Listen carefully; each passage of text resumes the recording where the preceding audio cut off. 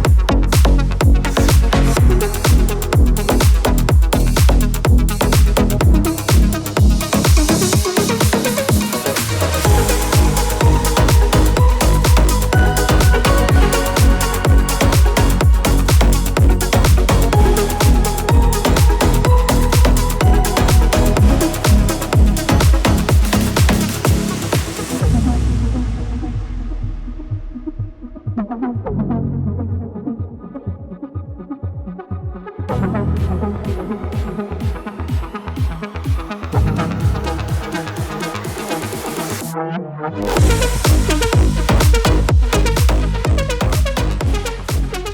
I am again. We are now on the main path, right at the border to the Wild West area.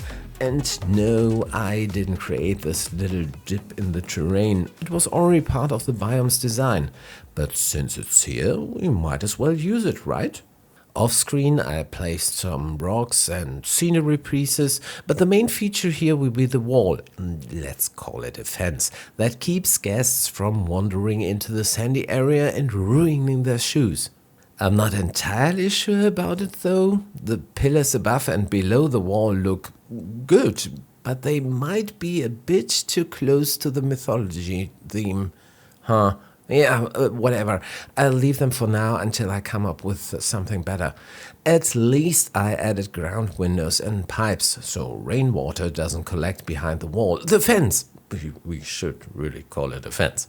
Yeah, I won't include this fence in the cinematic shots. It's nice to have, but this little line in the landscape doesn't deserve its own showcase. So, looking at the area now, I think I want to expand the city district a bit more to create a smoother transition into the toy zone. But that's a thing for the next episode. Until then, as always, thanks for watching and see you in the next episode of Occasional 2.